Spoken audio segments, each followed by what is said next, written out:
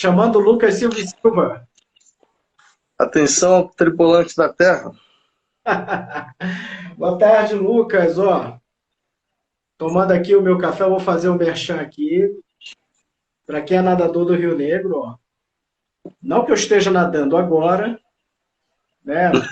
Eu estou mais preguiçoso do que não sei o quê com relação aos esportes. Mas eu prometo voltar, hein? E aí, meu amigo E aí, Lucas? Lelê? Vamos Na falar de paz? tudo na paz. Vamos falar de Manaus FC? Vambora, pra isso que a gente veio. É isso aí. Lucas, o que você achou do jogo, cara? Cara, eu achei uma partida muito emocionante antes dos apitos iniciais, né? A gente fica naquela expectativa, fica ansioso para o jogo começar na experiência e esperando que o milagre fosse feito, né? Que o Manaus conseguisse a proeza de bater o São Paulo lá no Morumbi. Claro, né, que de fora, assim, é muita audácia nossa pensar um negócio desse, mas a gente sempre sonha, a gente sempre acredita. O futebol não é Fórmula 1. Fórmula 1 a gente sabe, o melhor carro vai ganhar. No futebol a gente sempre espera uma zebra, espera um Davi derrubando um Golias, como tu disse na tua crônica. Mas apesar do jogo como foi, Manaus tem que levantar a cabeça, fez uma partida boa, não dá para dizer que foi uma partida péssima. Na verdade, Manaus fez uma partida boa e tem muita temporada aí pela frente. Uhum. Eu concordo contigo, Lucas. Eu acho que até a gente vai entrar nesse tema depois, né? Sobre essa história, porque tinha muita gente que dizia assim, principalmente nas redes sociais, vocês estão acreditando, vocês isso, vocês aquilo, isso falando até para a torcida, né? Eu digo, olha, se você não for acreditar em você, por exemplo, isso no caso dos atletas, né? Se você não vestir teu uniforme para entrar em campo e entrar ali acreditando que você pode fazer alguma coisa, é melhor ficar em casa, né, cara? É melhor nem sair de casa, É, faz o porque WO logo. dá um WO, porque é o seguinte, tira pela gente mesmo, pela nossa vida, né? Por exemplo, se você sai todo dia de casa para trabalhar, claro, evidentemente que a gente sai para trabalhar porque precisa ganhar dinheiro, mas você com certeza acredita naquilo que você está fazendo. A partir do momento que você acredita no que você está fazendo, você vai ali, você pode ter um dia ruim, você pode ter uma derrota no teu dia, que a gente tem muitas, né, em qualquer profissão, mas você vai sair dali acreditando que você vai poder tirar o melhor, vai poder fazer o melhor. E no caso dos jogadores, a gente que trabalhou dentro de clube, né, e do mesmo clube, inclusive, né, tem uma Colega de situação, tudo. pois é, tem uma situação que eu vejo o seguinte, aquilo ali para eles é um sonho, aquele momento para eles é um sonho muito grande. Então, às vezes, as pessoas até criticam, pô, mas o cara não conseguiu isso, não conseguiu fazer aquilo, ou se fosse o caso de uma falha, como a gente já viu em outros jogos, né? Em outros times, outras ocasiões, outras temporadas, quando o cara falha no momento ali, toma um gol, alguma coisa assim, a pessoa que mais vai sofrer com aquilo, cara, pode ter certeza que é esse jogador. Porque para ele, que vem de divisões de Série D, de Série C, de Série A2, ele tem um momento em que ele pode enfrentar um tricampeão do mundo como é o São Paulo, ou se fosse o Flamengo, ou qualquer outra equipe grande de projeção, o cara é aquele tipo de jogo, a gente até estava falando sobre isso, acho que um dia desse. O Pisa nem precisa, o Evaristo Pisa, treinador, não precisa nem pedir para o cara, olha, dá o sangue em campo. O cara vai dar o sangue, meu amigo. Ele vai dar o sangue porque aquele momento para ele é um momento que ele esperou, às vezes, por exemplo, em uns anos anteriores aqui, acho que quando o Holanda foi para a Copa do Brasil, o jogador que fez o gol, não me lembro agora o nome dele, ele chorou assim de forma. Ele fez um gol, chorou de forma copiosa e disse assim: cara, esse é o maior momento da minha vida, porque ele estava fazendo um gol no time de Série A, entendeu? Então, por aí tu tira o quanto isso É. é importante para os caras. E, Lucas, assim, no que tu viu, assim, o que tu destacaria assim, de pontos positivos e negativos aí do Gavião? Lele, o jogo ontem teve sim pontos positivos e pontos negativos. Eu estava aqui escrevendo antes da gente fazer essa live E eu separei 6 pontos, 3 positivos e 3 negativos em relação ao Manaus na temporada e no jogo contra o São Paulo ontem. Eu vou começar puxando os pontos positivos, depois a gente dá essa porrada. Vamos primeiro passar a mão. O primeiro ponto positivo é que o Manaus mostrou que é capaz de botar ali todo mundo atrás da linha do meio campo, quando é necessário, e fechar a casinha. Ontem, o primeiro gol do São Paulo, todos os 11 jogadores do Manaus estavam depois da linha do meio campo e todos ali naquele último terço de campo, que é o que a gente chama da zona da ação, né? É aquele terço de campo onde fica ataque contra defesa e o Manaus ali soube por 15, 20 minutos segurar a pressão de um ataque de um time da Série A do brasileiro, que é um poderio muito mais superior ao do Manaus, isso é incontestável. O primeiro gol do São Paulo surgiu em um momento que o São Paulo acelerou um pouco mais a troca de passes, e eu acho que foi um pouquinho de sorte, porque se a gente olhar no replay, o Claudinho deu condição para o Éder finalizar.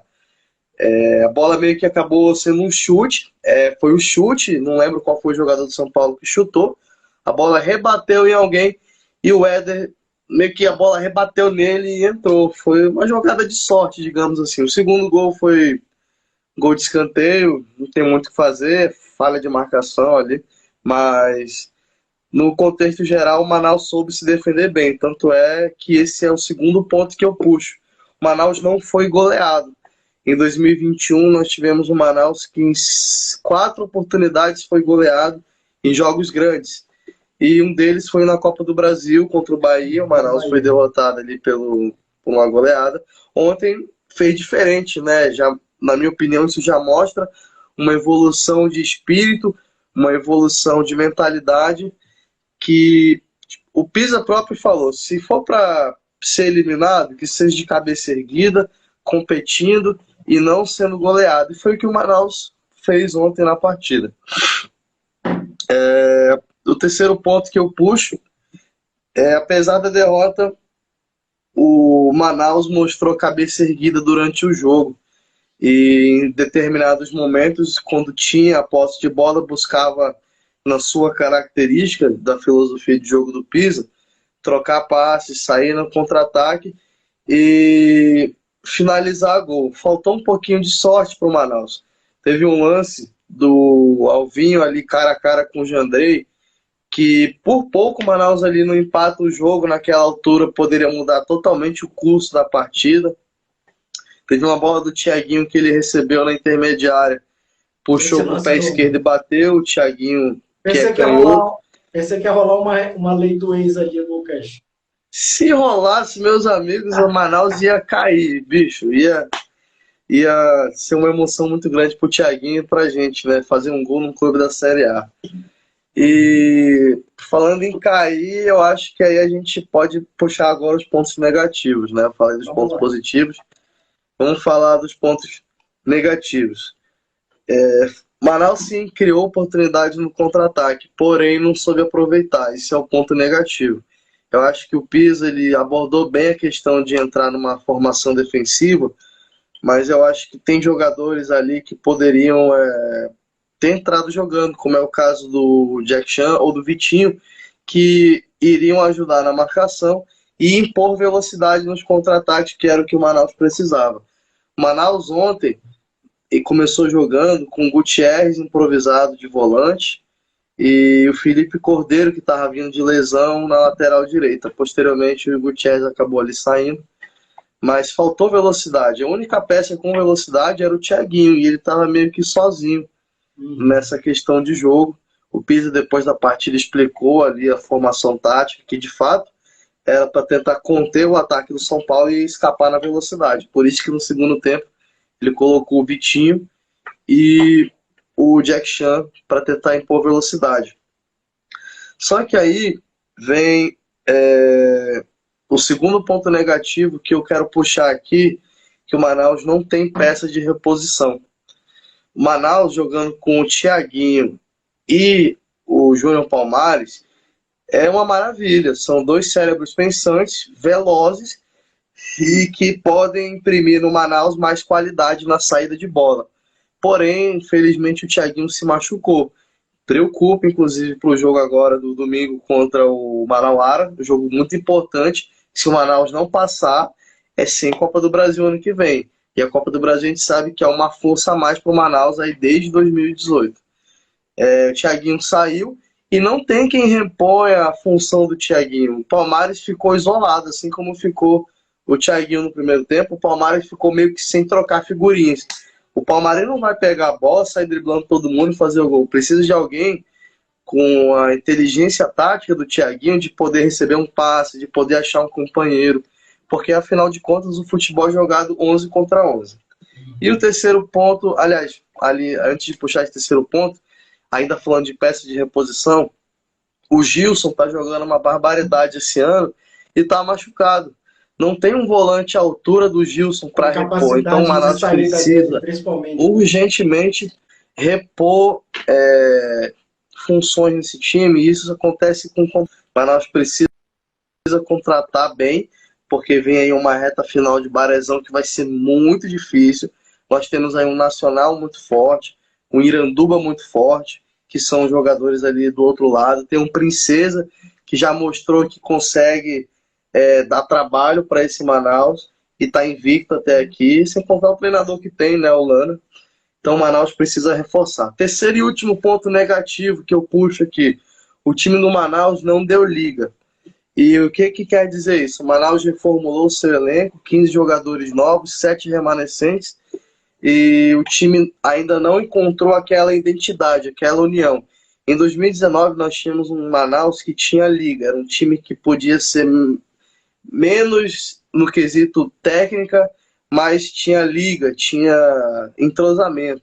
Isso fazia com que o clube, apesar de ser um patinho feio, quando foi jogar contra o Brusque, quando foi jogar contra o Caxias, era um time aguerrido, um time que tu poderia saber que o Manaus ou ele ia empatar ou ele ia vencer, porque era um time que tinha muita raça, muita vontade e tinha um entrosamento. Esse time do Manaus é um time assim que peça por peça tem mais qualidade técnica, porém é um time que ainda não entrosou e falta mostrar que veio na temporada. É isso, Zé. Olha, eu acho com relação ao que você falou, Lucas, no que diz respeito a essa postura mais defensiva, eu cobrava isso desde o ano passado, inclusive. Porque tem determinados momentos em que você tem que saber jogar do jeito que o Manaus entrou, pelo menos ali. Era claro que era difícil segurar uma bronca do tamanho do São Paulo para a gente fazer uma comparação assim. Mas eu concordo contigo quando você diz que o ponto positivo, não ter levado uma goleada, é sinal que já começou a arrumar um pouco mais a casinha ali atrás. E tem um ditado que eu gosto muito do futebol, que é o seguinte: bons ataques vencem jogos, boas defesas vencem campeonato. E no ano passado me incomodava a forma como o Manaus não sabia se fechar, em algumas ocasiões. Por exemplo, você viveu isso, você acompanhou, às vezes o Manaus ia ali fazer um gol, imediatamente... E logo em seguida tomava. Não dava nem tempo de comemorar. Por exemplo, eu estava cobrindo aquele jogo com o Ipiranga, lá no Rio Grande do Sul, e foi exatamente isso. O Manaus faz um gol no momento que eu estava arrumando a minha câmera para voltar a posição depois de comemorar o gol, já tinha acabado de tomar outro. Então, assim, não dá para você pensar numa Série C feita de forma eficiente se você não sabe se fechar. Por exemplo, o primeiro jogo do Manaus já vai ser fora de casa contra um adversário que é historicamente muito complicado, é o Brasil de Pelotas. Eu acho, minha opinião, Lucas, se a gente sair dali com 1-0, é goleada. Aliás, 1-1, se sair com empate ou 0-0, você ganhou o jogo já começou muito bem a Série C, porque... E eu vejo porque não tem jogo de volta, né, Leandro? Não tem turno único, perdeu. Não tem essa perdido o Paysandu lá, mas aqui em casa eu ganho. Não é uma troca de pontos. Perdeu, amigo. Exatamente. Então, o que eu acho? Assim, no primeiro vídeo que eu fiz sobre o Manaus esse ano, falando desse novo time, uma coisa que eu citei era esse potencial de sistema defensivo. Porque o time, apesar de ter uma formação ali com 3 atacantes, mas o que a gente via? Subia em bloco, descia todo mundo, a recomposição estava se mostrando bem eficaz. Então, eu gostei da forma como o Pisa colocou o time. Deu para segurar até os 34, beleza, depois tomou um gol, mas depois continuou ali. Eu acho que a derrota foi uma derrota realmente pelo diferencial das duas equipes, não tinha muito o que fazer. E eu acho que falta realmente reforçar. A gente tem batido nessa tecla, mas eu acho que com certeza deve estar vindo surpresa aí, principalmente depois do Barezão, com relação a esses reforços. E, cara, e que seja, assim, uma característica que o Manaus tem, e que eu admiro, sempre falei isso, o pessoal erra pouco nas contratações, entendeu? Claro que todo time, uma vez ou outra, traz aquela contratação que todo mundo acha que vai arrebentar, e essa contratação não prospera. Vou te citar um exemplo aqui. Quando a gente falou, Daniel Costa vai voltar, não teve ninguém que dissesse assim, Daniel Costa vai voltar. Não, todo mundo sabia que o cara, tipo assim, tinha um potencial enorme, mas na segunda passagem não deu liga, entendeu? Então, assim, eu acho que é fazer boas contratações para completar o que está faltando. Eu acho que o Barezão tem alguns bons valores que podem ser pincelados nessa transição e até com preços módicos. O próprio Pedro é uma herança do Barezão de 20, né, quando ele ganhou o campeonato com o Penarol. Uhum. Acho até que o Neguete era um cara que o Manaus deveria ficar de olho também. Eu acho o Neguete um excelente goleiro e ele tem uma coisa que o Pedro não tem, é o porte físico. O Pedro, ele, apesar de ser um goleiro mais ágil, ele é um goleiro que não é tão alto quanto o Neguete. E a gente sabe que Série C, a bola parada conta muito. Então o Neguete, brigando ali no alto, junto com os zagueiros do Manaus, que também são mais altos esse ano, vão dar uma segurança maior defensivamente. Uhum. E não só o Neguete. Eu acho que o Manaus pode ficar de olho aí nesse Barezão em jogadores ali do Nacional que estão indo bem, nos jogadores ali do Princesa que também estão indo bem. E, sinceramente falando, o Manaus precisa, acho que, reforçar todos os setores do campo. Tirando, acho que as laterais, que agora ele trouxe um lateral. Deixa eu só interromper aqui rapidinho. O Nelson Júnior aqui está mandando uma mensagem para a gente, dizendo: Leanderson quer algumas ideias para o nosso futebol. Nelson, manda aí para a gente que a gente vai gostar. Vamos continuar, Lucas. Ele trouxe um lateral Renan ali, que eu acho que é um lateral bom de bola, um lateral que mostrou no jogo contra o Manauara e contra o São Paulo ontem técnica e habilidade. Acho que foi uma boa achada do Manaus. E agora a questão dos volantes, o Gilson, que a gente já sabe que é o titular, que joga bem, mas tem que ter um cara ali na mesma qualidade do Gilson, que possa ocupar ali aquele setor de volante. Tem que trazer, na minha opinião, um volante que possa repor a posição do Gilson, sem perder em questão de técnica e tática também, que o Gilson tanto ataca quanto defende nesse time do Manaus. A posição de meio atacante, nós temos dois excelentes meios, o Palmares e o Thiaguinho. Falta, acho que, um cara para competir com eles, entendeu? Para ser uma pessoa que vai ali incomodar, que vai, tipo assim, fazer com que eles não tenham a segurança de que, porque são os craques do time, eles vão jogar todo o jogo. Que possa ter alguém que possa fazer sombra para eles ou até, quem sabe, roubar ali a posição de meio atacante. Nos extremos, que são os pontas, Vitinho e Jack Chan estão fazendo uma excelente temporada, tem a sua função ali de dar velocidade no ataque. Ontem, por pouco, o Jack Chan não rouba a bola ali do Jandrei. Foi questão agora, tipo assim, de se afobar um pouco menos. Agora, eu te pergunto uma coisa, Lucas. Com relação aos nossos extremos, o Vitinho e o Jack. Eu acho que o Jack ele tem um repertório maior do que o Vitinho. O Vitinho tem muita velocidade, mas às vezes eu não sinto... Eu não sei se você tem essa percepção, mas às vezes eu acho que quando o jogo é mais bruto, quando você tem uma zaga maior, mais forte... Aí o Vitinho sofre. Eles têm um pouco mais de dificuldade, não? Com certeza, por conta da altura, né? O Vitinho e o Jack Chan são atletas da minha altura, praticamente. Eu não sou alto, eu tenho 1,60 e pouco. Então, assim, na Série C a gente vai ver defensores ali com 1,90, com 2 metros, que é o caso aí do zagueiro do Manaus, o Raine. O Raine tem 1,98 m, tá excelente para uma Série C. Inclusive, é um setor que eu acho que o Manaus está encontrado já, a questão dos zagueiros. Agora, para os extremos, o Manaus tem o Silvano, que dá conta do recado, tá fazendo uma boa temporada também. Tem o Jack Chan, Vitinho. Acho que falta trazer alguém que possa fazer a quarta opção de extremo para o Manaus, que é o caso do Pira, por exemplo. É um cara que a gente queria muito que voltasse, que apesar de não ser tão alto, mas era forte e dava velocidade no ataque do Manaus. É um cara que com certeza deixou saudades aqui na torcida, na diretoria, e pode ser que o Manaus vá atrás de novo dele, né? Tá fazendo Paulistão aí com o Inter de Limeira. E centroavante, o Manaus tem 2 centroavantes hoje, que é o Toninho e o Alvinho artilheiro aí da temporada, uma temporada boa também. Eu ainda continuo achando que o Manaus precisa de um centroavante que seja aquele cara de área mesmo, sabe? Aquele cara parrudão, grande, que seja como o Hamilton era. O Hamilton podia não ser fortão, mas o Hamilton, pela altura dele, ele colocava respeito. Acho que essa é a palavra. Ele impõe respeito. E numa bola aérea, o Manaus acabar fazendo gol ali, como o Hamilton fazia. Bola aérea, Hamilton dava em todas. E eu acho que esse, inclusive, Lucas, foi o prejuízo do Manaus com relação ao retorno do Daniel, porque assim, muita gente criticou, o Daniel não estava bem. Na verdade, o Daniel levantava muita bola na área e não tinha quem cabeceasse. Que foi a dupla que morreu de colar no nosso linguajar, que é amazonense, Hamilton e Daniel, porque o Daniel parece que coloca a bola com a mão. Né? Botava na cabeça do Hamilton, e o Hamilton, cabeceador excelente, ia lá e pô, mandava para dentro.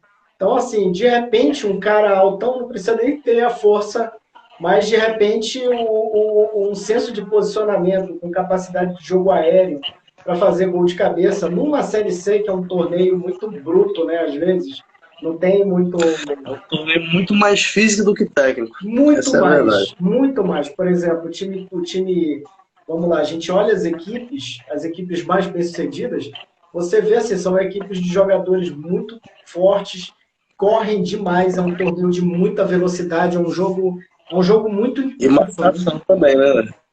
Uhum. Marcação que a gente, por exemplo, a gente assistiu aqui na Arena da Amazônia, eu vou dar um exemplo aqui, Manaus e Tombense. O atacante pega na bola, 2, 3, já cola em cima e fecha o cara. Eles não têm muito espaço para pensar, para respirar. A Série C te exige muita velocidade e força física. Já numa Série A ou numa Série B, a gente não vê isso. Os times têm a característica de... Ontem, por exemplo, São Paulo. O Manaus pegava na bola, não ia 3, 2 em cima do mesmo cara. O Manaus tinha até uma certa liberdade para tocar e tentar alguma coisa.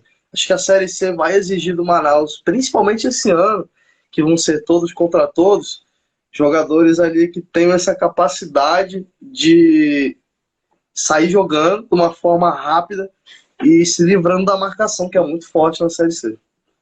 Nisso, às vezes, eu acho, sabe, Lucas, que a gente poderia ter, e aí eu falo, a gente, Manaus, poderia ter isso aí, e outros clubes também que a galera às vezes não sabe aproveitar isso, que é justamente essa velocidade de reposição de bola a partir do goleiro. Por exemplo, a gente vê isso muito na Premier League. Claro, eu não quero fazer um panorama aqui antes que o pessoal comece a me pichar, né? Cara, você está comparando Premier League com Série C? Não, não é isso. Mas é o seguinte, às vezes o que acontece? O goleiro pega a bola, tem ali um tiro de meta, ou a própria reposição mesmo, e ele para, ele olha. E nesse período aí, você espera o time inteiro recompor. Às vezes aí o goleiro faz a reposição e entrega de bandeja na mão no pé do adversário. Então, é uma coisa que se os treinadores ficarem atentos, claro, não dá para fazer com a qualidade da Premier League, mas é isso, é ter sempre uma jogada ensaiada para que você possa fazer uma reposição rápida do goleiro. Entendeu? O goleiro pega essa bola... Pega a bola e já liga no Vitinho, no Jack Chan da vida. Principalmente o Vitinho, que tem muita velocidade, que tem essa capacidade de correr para chuchu, então de repente você consegue. Você faz assim, joga ali na ponta, só marca uma posição ali para não estar impedido, faz essa reposição rápida, Vitinho correndo, fazendo o corredor e o centroavante já acompanhando ali para finalizar. Entendeu? São opções, são várias coisas ali. E numa jogada dessa você define, ainda mais num jogo difícil, num torneio muito complicado, como é a Série C, né, Lucas? E, Lucas, teve umas coisas que eu fiquei pincelando aqui durante o jogo, porque tu sabe que internet, né, é onda, né? Tu sabe que internet é muita onda. Então, assim, o que eu pincelei ali, uma coisa interessante, eu quero a tua opinião.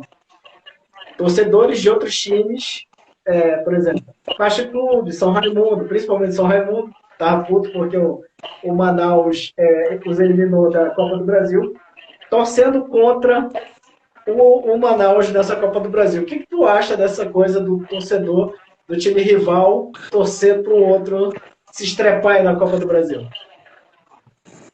Eu tenho a minha posição muito clara quanto a isso há vários anos já.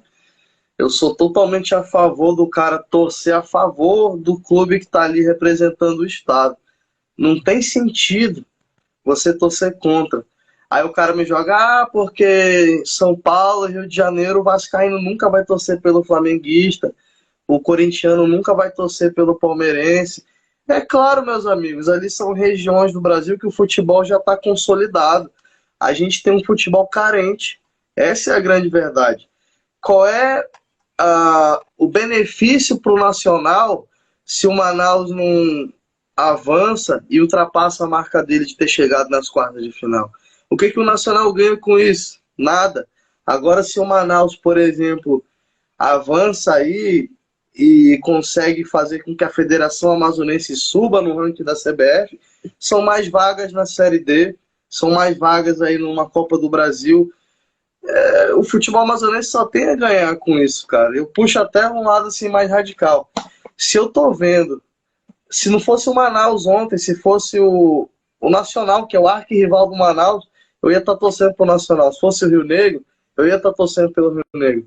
Eu mesmo trabalhando no Manaus ano passado, torci muito pelo pelo Penarol, pelo Faixa na Série D. E, inclusive, cheguei a pagar pay-per-view para assistir alguns jogos ali. Mas acontece, entendeu? Não passaram, mas a gente torce porque a gente quer ver o futebol aqui evoluir. Uma coisa é a rivalidade no Barezão e outra coisa é a rivalidade que não tem nada a ver contigo. O que o Nacional tem a ver com São Paulo? Tu acha que o São Paulo ia torcer pelo Nacional em um eventual jogo desse da vida? Não ia. Só se fosse isso, Nacional contra um Corinthians, um Palmeiras, mas não existe isso. Olha aqui, o Nelson até mandou uma mensagem aqui, o Nelson Júnior. Olha, rivalidade para mim, só no Barezão. Olha, eu vou te dizer... Exatamente. E, Lucas, eu vou te dizer uma coisa. Eu tenho visões assim um pouco diferentes dessa situação. E eu chego até a entender. Na verdade, assim, eu não entendi isso antes. E eu fui entender a partir de uma conversa que eu tive numa fila do Vivaldão, da nossa Arena da Amazônia, né, já. E o cara me falou uma coisa assim que eu achei interessante, né? Porque realmente, assim, para mim, como torcedor, antes de jornalista, a gente era torcedor de arquibancada, de estádio, aquela coisa toda. E eu, por exemplo, eu estava lá nos times nos jogos do acesso do São Raimundo, Copa Norte, ali torcendo pelo São Raimundo mesmo, não sendo torcedor raiz de São Raimundo. E aí, uma vez eu encontrei com um cara numa fila, e aí eles estavam fazendo essa conversa, né? Assim, pô, tu vai torcer pelo Manaus? Aí o cara disse assim, não vou torcer pelo Manaus. Aí eu peguei e perguntei, mas por que você não vai torcer pelo Manaus? Pô, uma equipe daqui subindo e tal. Aí ele falou assim, disse, olha, eu sou torcedor do Nacional, e eu torcia pelo São Raimundo, quando o São Raimundo estava ali, subindo de divisão e aquela coisa toda. E hoje... o pessoal Aí depois disso, o pessoal do São Raimundo passou a fazer assim, né? Aqui só eu tenho 3 Copa Norte, rapaz. Vocês nunca ganharam nada além de Campeonato Amazonense, não sei o quê. Aí os caras, aí falando, né? Os caras começaram a jogar na minha cara, isso. Então, assim, eu vou torcer pro cara para depois, por exemplo, ele vai ganhar tudo e depois vai jogar na minha cara. Faz sentido. Faz sentido. Então, esse lado torcedor, eu entendo. O que eu não entendo é quando a gente vê isso por parte da imprensa, da nossa imprensa, eu digo, né? Embora ontem eu percebi assim, que estava todo mundo muito ali, pô, sonhando junto, né, com essa classificação. E hoje, assim, eu vejo, hoje a minha visão, ela parte mais do empreendedorismo. Por exemplo, para mim, não é interessante, como, por exemplo, eu sou investidor do futebol amazonense, né? Eu tenho uma pequena empresa, você também. Então, eu acho assim, para a gente que trabalha com isso, a gente quer mais é que o negócio aconteça. E, por exemplo, vamos para a Série D, que suba o Amazonas, que suba o São Raimundo, que suba quem puder subir, porque a gente quer um futebol cada vez mais forte, cada vez, por exemplo, se o Manaus passa de fase, Manaus quebrava a banca, porque estava todo mundo no que diz as apostas. Hoje seria o assunto no Brasil, se tivesse acontecido uma eliminação do São Paulo para uma equipe de menor porte.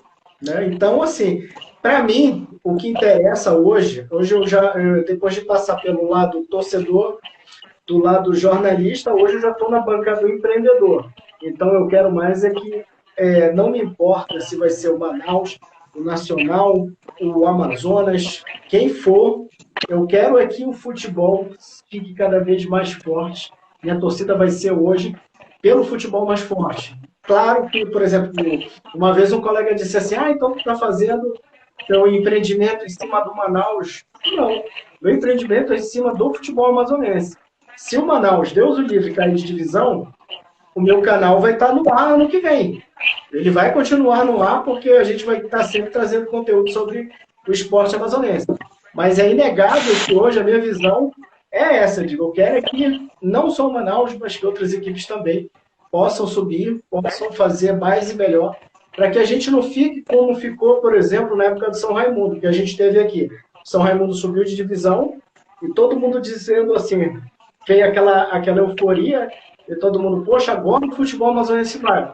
E não foi, né? Porque a gente viu o São Raimundo lá e as outras equipes não acompanharam, o São Raimundo caiu e a gente voltou para o marasmo. Então, hoje eu só espero que as equipes consigam se inspirar nos exemplos que estão funcionando, que consigam outros acessos. Eu acho que a gente teve um momento único, que foram 3 jogos de acesso consecutivos, 2 com Manaus na Série D e 1 com Fast. Isso é uma coisa que não acontecia com essa frequência, entendeu? Então, acho que a gente tem muito caminho aí para ainda, muito trabalho ainda para consolidar o futebol. E, Lucas, não sei se tu acompanhou um pouco, sempre tem aquele deboche da imprensa do Sudeste com relação às equipes do Norte, em especial do Amazonas. Né? Eu acompanhei alguns comentários ali. O que você achou disso aí, cara? Lelê, é o bairrismo, né, que a gente chama, que a gente fala. Assim como nós torcemos aqui pelo da nossa terra, lá eles vão torcer pelo deles, né? O jornalismo, eu acho que está longe de ser alguma coisa 100% imparcial e isenta. Isso daí, eu acho que é um grande mito do jornalismo, que existe imparcialidade, que existe neutralidade. Hoje, eu posso até ser criticado pelo que eu estou falando aqui, mas todo mundo tem um lado. E agora, puxando para o lado do esporte, não vou nem entrar no ramo da política, porque a gente sabe que tem canal que é veículo de político tal, e tem canal que é veículo de detonar o mesmo político. Eu vou puxar para o lado do esporte, que é o que a gente está tratando aqui. A gente sabe, o esporte de lá é um esporte consolidado, o futebol, então, nem se fala, e a gente vê comentários ali de 2 personagens diferentes, Denilson e o Neto. Denilson tem histórica com São Paulo, torcendo claramente pelo São Paulo e menosprezando o Manaus, que se terminasse empate já era vexame. Por que é vexame? Porque o Manaus é um clube menor? É impossível o Manaus chegar e aprontar alguma coisa? São coisas assim que acabam sendo, por mais que não seja a intenção do Denilson, acabam menosprezando toda uma cultura, todo um estado, todo um povo, toda uma torcida. E o Neto, corintiano, não gosta do São Paulo, obviamente, é rival, é o clássico Choque Rei, se eu não me engano, lá na terra deles. que falou no programa dele: hoje eu vou apostar no Manaus. Ele apostou, aparece ele apostando lá no programa. E ele falou: se o Manaus conseguir ganhar, todo mundo tá convidado para vir aqui no programa. Então, assim, eu acho que isso é natural. As regiões do nosso país é um país continental, cada um vai querer puxar mais para o seu lado. Mas, para concluir o meu pensamento aqui, eu acredito que o Manaus ontem, apesar de não ter avançado de fase, o Manaus colocou de novo o futebol amazonense no cenário nacional. E o que isso pode influenciar para o restante da temporada? Pode influenciar aí no Amazonas vindo mais reforçado, falar: pô, quero ser igual, quero estar numa Copa do Brasil no que vem. O Amazonas, que é um clube igualmente novo, assim como o Manaus. O São Raimundo pode aí, quem sabe, fazer uma baita Série D, que inclusive eu tô torcendo muito, porque senão o São Raimundo só volta a jogar alguma coisa em 2025, né? Na Elite, alguma coisa. Essa questão da provocação, dos memes e dos comentários, até mesmo de gente que era para ser imparcial, acaba não acontecendo, e a gente acaba vendo aqui: caramba, né, bicho? Se nós mesmos não apoiarmos, nós vamos ser piada lá fora. Então, é daí que eu puxo aquele meu raciocínio, né? Se é da nossa terra, sou nacionalino doente, vou torcer, cara, pro Manaus. Ah, não, eu sou rionegrino doente, eu nunca vou torcer pro Nacional na minha vida. Eu acho que não vale a pena a gente torcer contra, não. Assim como você, eu também tenho meu empreendimento aqui, da assessoria, e como eu tenho alguns clientes que são lá de dentro do Manaus, claro que eu vou torcer para os caras terem sucesso, que aí eles ganhando, a minha empresa também está em evidência. Então, nós temos mais a ganhar com o positivo do que com o negativo.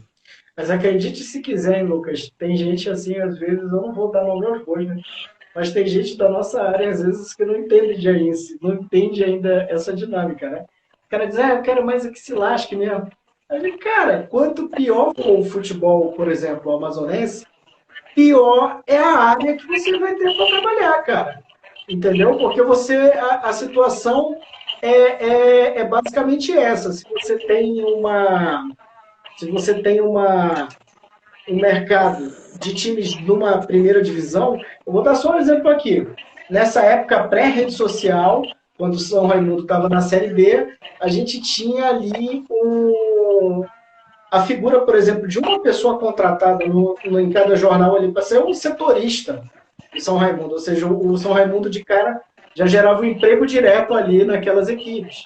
Fora, então, assim, na série A, numa cobertura de Série A, você vai ter um mercado muito maior, porque você vai estar recebendo equipes aqui do Flamengo, do São Paulo. Então, assim, você não vai ter só aquela demanda pelo teu clube, da tua cidade, mas também de informações, vai ter demanda de informações fora, oportunidade de trabalhar como correspondente, esse tipo de coisa. Então, é assim, eu acho que às vezes falta só o cara entender a dinâmica do mercado. Se ele não entende a dinâmica do mercado, vai continuar falando bobagem. Agora, Lucas, puxando agora uma outra. Aliás, só para completar esse raciocínio sobre o deboche, né, que a gente falou, eu acho que o deboche da imprensa de fora, às vezes, ou o menosprezo, talvez ele seja o menor dos problemas que a imprensa esportiva enfrenta hoje, porque hoje a gente vê o quê? Cara escrevendo qualquer coisa para ganhar para ganhar engajamento. A gente viu essa crise do Moxa lá, que acabou sendo demitido da Transamérica. Por quê? Porque os caras, às vezes, perdem a linha e acabam, tipo, misturando, sei lá, o lado pessoal com o torcedor. Eu não sei o que o cara fala, mas ao ponto de chamar, de ofender as pessoas e tudo mais. Então, assim, eu acho que a imprensa esportiva hoje está muito nessa hype de busca clique a qualquer custo, nessa hype de falar algo para causar, entendeu? Em busca de engajamento, e está fazendo cada vez menos o jornalismo que a gente se acostumou a conhecer, aquele jornalismo de análise, jornalismo político de verdade. E às vezes assim você percebe que alguns grandes nomes da imprensa esportiva brasileira até se tornaram uma espécie de digital influencer de clube. Então, como diz, o jornalista com o pompom na mão, né? É complicado. Eu acho isso até ruim, né? Porque um ponto que a gente aprende, um fundamento que a gente aprende na faculdade de jornalismo, é que o jornalista nunca tem que ser mais destaque do que a própria notícia. Quando o jornalista é mais destaque do que a própria notícia, é porque tem alguma coisa errada aí.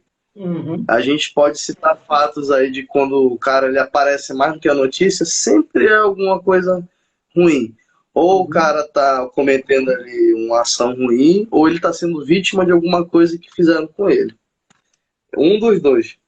E quando a gente puxa isso aí pro lado do esporte, pior ainda, parece que os veículos de comunicação hoje, eles dão mais valor ao que influencia do que ao que agrega. A gente vê veículos de comunicação que demitem jornalistas aí experientíssimos e contratam personalidades digitais que influenciam. E faz parte, né? Cada um tem as suas escolhas.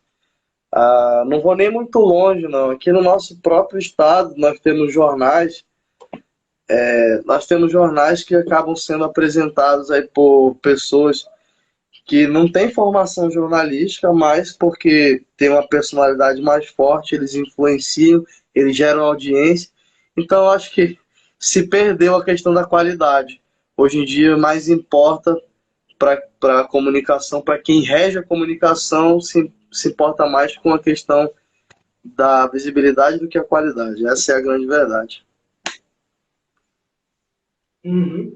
Exatamente, Lucas. Então, eu acho que essa é uma preocupação realmente que a gente tem que ter, e o deboche, o suposto deboche, o barrismo, é do menor dos problemas. E agora, Lucas, teve outra questão assim, muita gente tratando. O jogo contra o São Paulo foi o mais importante da história do Manaus. Tu concorda com essa opinião ou não? O que é que tu diz disso? Lele, antes de puxar para esse assunto, o Nelson levantou um comentário aí que eu acho que a gente não debateu, mas que é importantíssimo para o futebol amazonense evoluir, a base. O futebol de base aqui do nosso estado está largado, está completamente deixado ao relento, sem investimento. É difícil demais fazer futebol profissional. Imagina o de base, que os custos são quase os mesmos do profissional, e se o profissional não tem investimento, quem dirá a base? Então tá difícil. Ontem nós tivemos aí o Jefferson, um jogador formado nas categorias de base do Manaus, passou pela base do São Raimundo também, e entrou no jogo. Imagina a realização desse garoto, que um dia jogava bola no quintal da casa dele, estava jogando no Morumbi. Isso é uma realização pro moleque. Então, assim, precisa de investimento na base também, o nosso esporte aqui. Agora vamos falar do assunto jogo da vida. Concordo. Era o jogo da vida do Manaus, porque o Manaus sabia que se soubesse se defender, arrastasse para o pênalti, porventura ele passasse, meus amigos, ia ser um jogo que, além de fazer história, porque o Manaus nunca passou da segunda fase, ia ter a segurança financeira para o Manaus trabalhar o restante do ano e projetar o seu CT, que é um ponto interessante para o Manaus aí para a próxima temporada.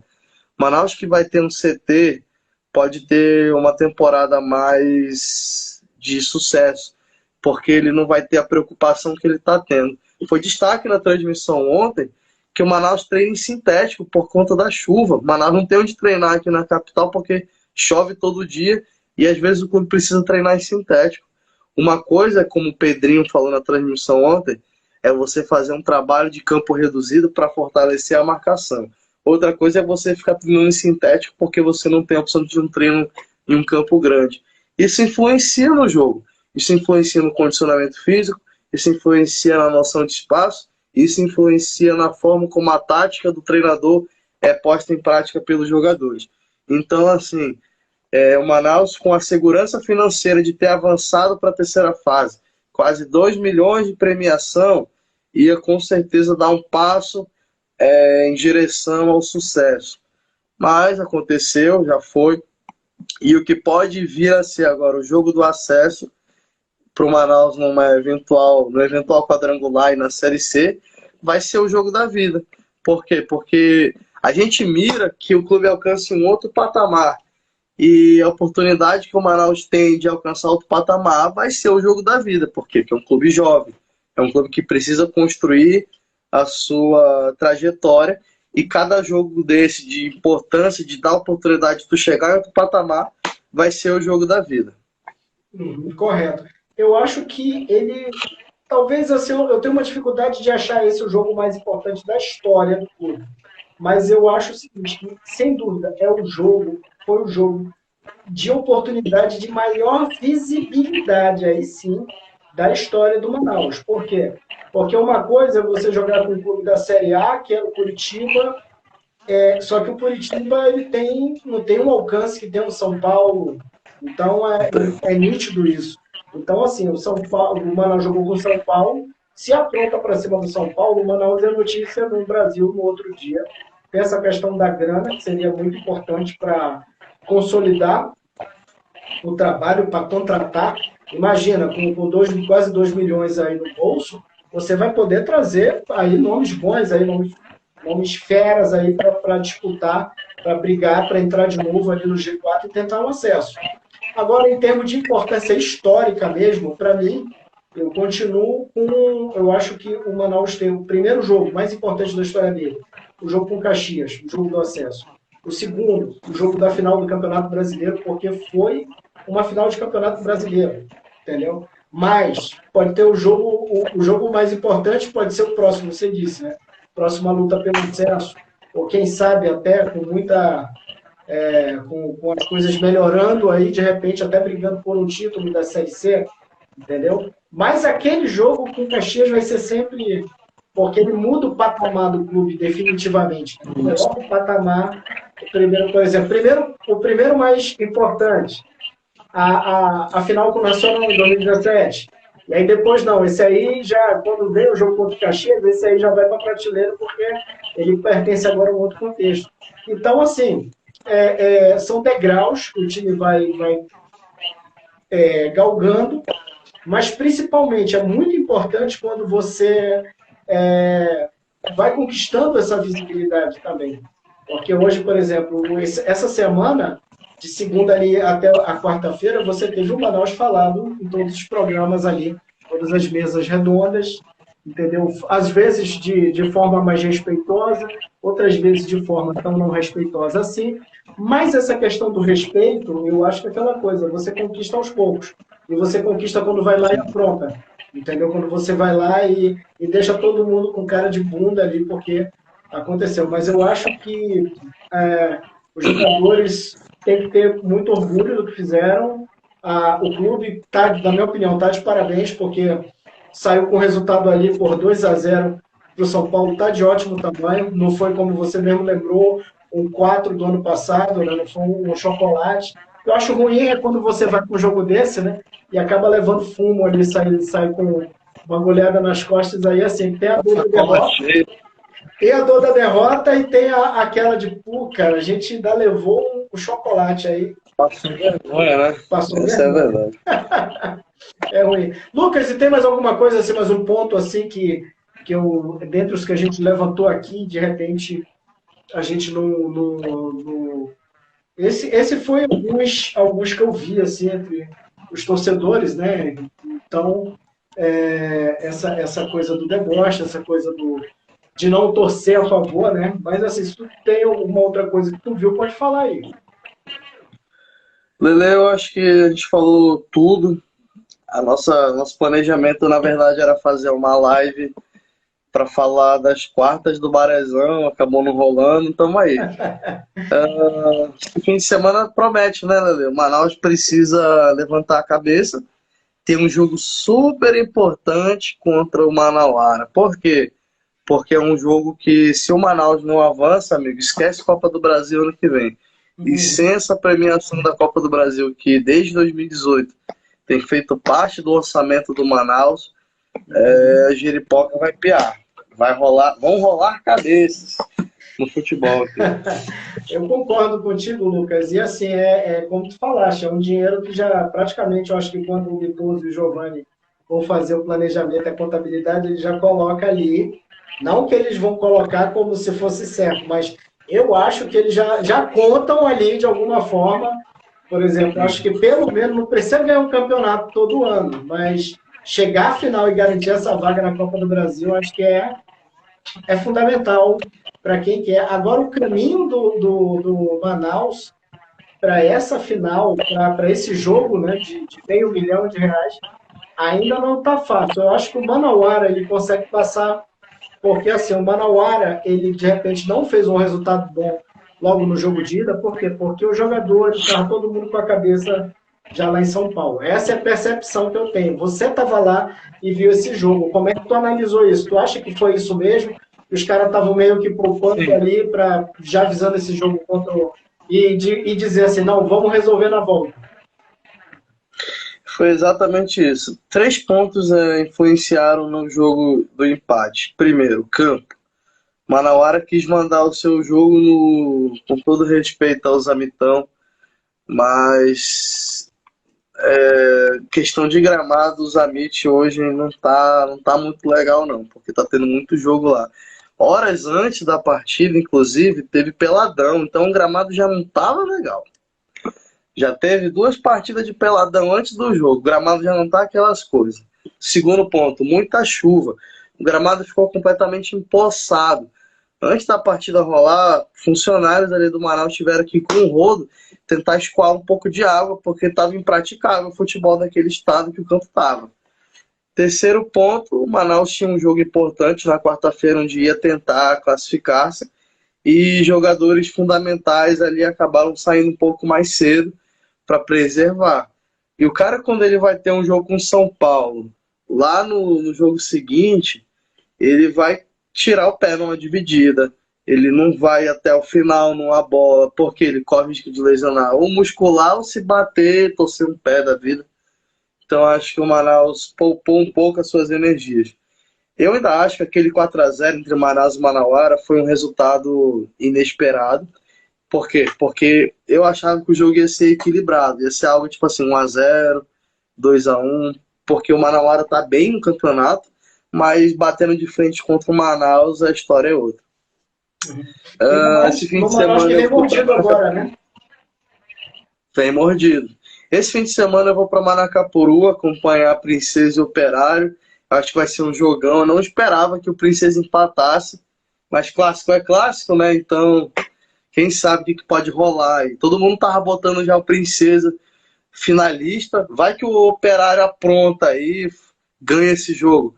Aí, meus amigos, caixinha de surpresa. Esse é o futebol. E Lucas, vou lá para Manacapuru. Tu acha que é possível isso? Porque, assim, apesar do resultado ter sido esse empate, eu ainda acho que o Princesa tem mais repertório. Sim, o Princesa é um favorito. O Princesa é um favorito. Mas clássico é clássico, né, Leandro? O Operário pode jogar de Princesa, né? Porque se ele se fechar, que nem o Princesa joga assim. Ele é malandro. Ele não vai ir pra cima de ti, mas ele vai te pegar num contra-ataque, numa bola parada da vida. Então, se o Operário souber ser mais malandro ainda e segurar esse 0-0, fazer um gol ali e se fechar, ele consegue passar. A gente lembra que os resultados iguais, Princesa passa. Então, o Operário ele vai ter que vencer o jogo. Vai ser um jogão. Tenho certeza que vai ser um jogão de ver. Operário e Princesa, Nacional e Iranduba eu acho que está em aberto, apesar do Nacional ser favorito.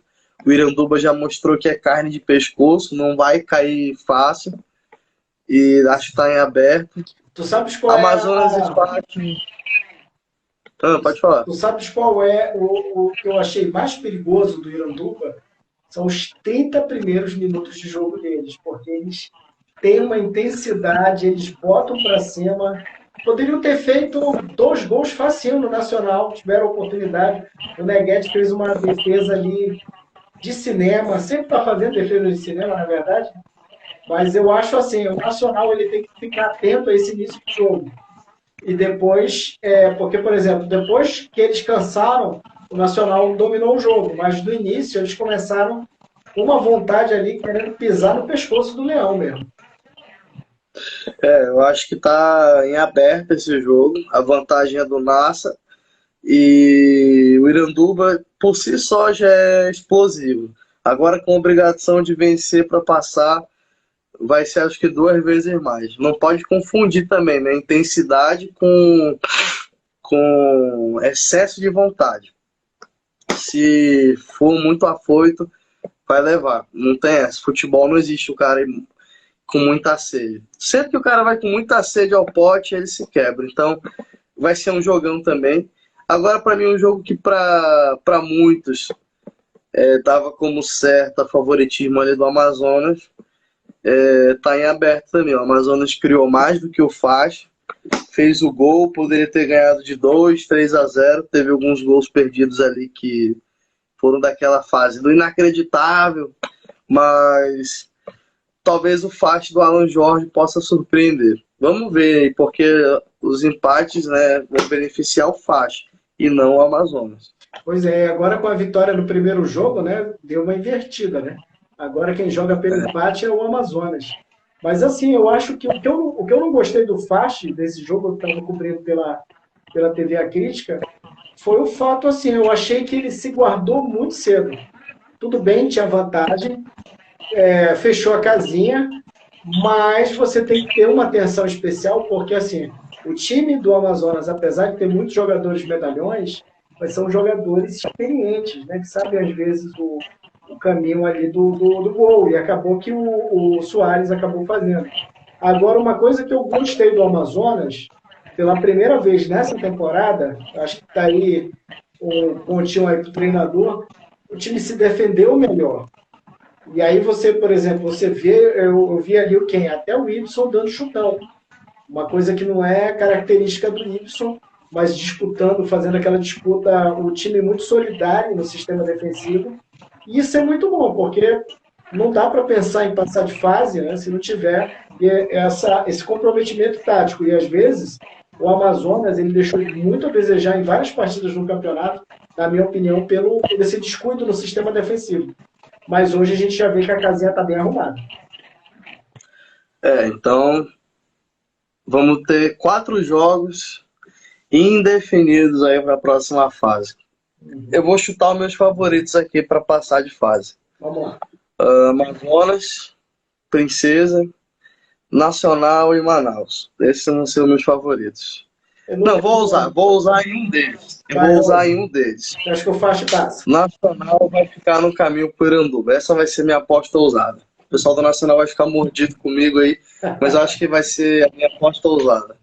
Eu acho o seguinte, eu acho que meus palpites aqui, eu acho que o Princesa passa na raspa, talvez aí com o segundo empate, só para provar aquela máxima de que o Lana joga mesmo com o regulamento debaixo do braço e não quer saber. Isso é uma marca da carreira dele. Se o time precisa fazer um gol, ele vai fazer um gol. Se o time precisa de um 0-0, ele faz o 0-0. Entendeu? Nacional, eu acho que o Nacional, ele, apesar de ter sofrido muito nessa reta final por conta de lesões, mas eu acho que o Nacional avança sim. Eu acho que ficou chateado comigo, não é nada contra o Nacional, pessoal, né? É só para usar mesmo. O Nacional é favorito, não tem o que dizer. Mas é só pra gente fazer uma aposta ousada aqui, daquela que quebra a banca. Que quebra a banca. Eu acho que de Fast Clube e Amazonas, talvez seja o jogo. Eu já tinha falado isso no anterior, que era o jogo mais equilibrado. Mas eu acho que o Amazonas, hoje ele conseguiu. Assim, se você me perguntasse antes do primeiro jogo, eu poderia até dizer que o Fast teria condições ali de passar. Mas eu acho que depois que ajusta o sistema defensivo, e se os jogadores atuarem com essa mesma vontade, com esse mesmo tesão defensivo que eles utilizaram na última partida, e o Walter, de repente, ali já estando mais acostumado, né? Porque eu acho que ele sentiu um pouquinho o calor aqui, né? Eu acho que tem tudo para essa pitada. Tem tudo para essa pitada passar. E com relação ao Manaus, que também está sofrendo muito com problema de lesão, eu acho que é mais time que o Manauara, e acho que o Manauara está no seu ano de estreia. Evidentemente que se ele elimina o Manaus, seria um feito extraordinário para um time que está começando agora, mas eu continuo apostando aqui minhas fichas no Manaus. Acho que o Manaus não jogou tudo porque tinha a Copa do Brasil, e agora que ele não tem, meu amigo, senta o pé e vamos na fé. E eu acho que vai ter, assim, no meu desenho aqui, a semifinal vai ser Manaus Nacional, Princesa e Amazonas. Mas, futebol, né? Clássico. Vai ser o clássico pai e neto, né? Nacional e Manaus. É o pai e netinho, né? Que a gente sempre fala, já que o Faixa saiu do Nacional e o Manaus, de certa forma, também, apesar de não ter, por exemplo, o Mitoso não brigou, ele saiu e fez, mas assim, acaba que ex-dirigente, né, saiu ali para fundar um time, né? Então, mas é legal, olha só, uma coisa interessante, Lucas, que a gente pode observar aqui, é a presença desses novatos, né, nessa fase. Nas quartas de final aqui, dos 8 times, 3 são equipes, ou seja, quase a metade são equipes novas, né? Manaus, Manauara e o Amazonas. Equipe centenária, nós temos só 2 nessa fase. Que é o Faixa, aliás, o Faixa ainda não é centenário, né? É quase centenário. Tem o Faixa Clube e tem o Nacional Centenário. E o Iranduba e 3 equipes do interior. Isso também é um detalhe importante, né? Interessante, né? O interior veio forte esse ano. Veio forte.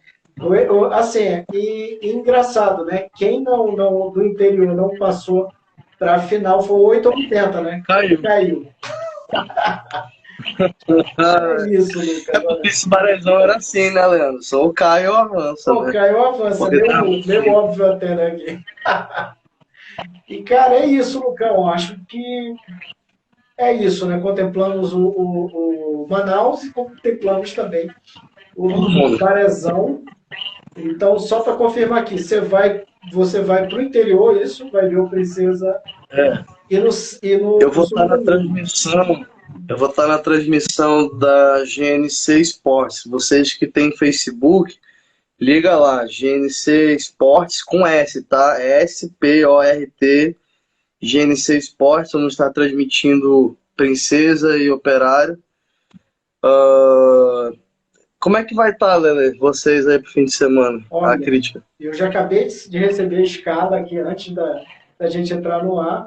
No sabadão, a gente vai estar na colina fazendo Nacional e Iranduba. E no domingo nós estaremos na Arena da Amazônia pelo Play, para o YouTube da TV A Crítica, fazendo o Manaus versus Manauara. Então eu vou estar nessas 2 escalas aí. E aí, Lucas, se você quiser bater um papo sobre a rodada, por exemplo, a semifinal do milhão, né? Acho que a gente pode até batizar assim.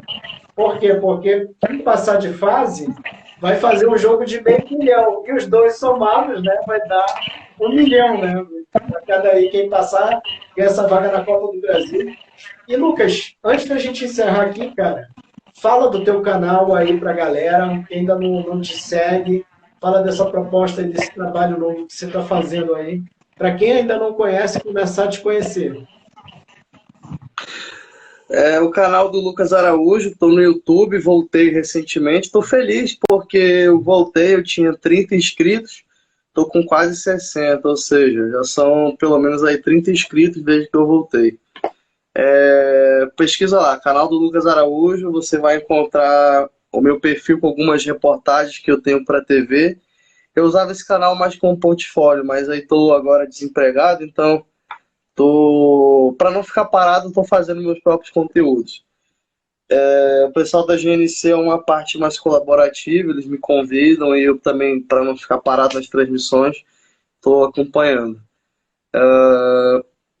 A empresa, vamos falar da empresa, LCA Assessoria Esportiva. Se você botar no Instagram aqui, no meu perfil, tá aqui na live com o Leandro, se você visitar o meu perfil, tá na minha biografia lá, criador da LCA com Esportiva.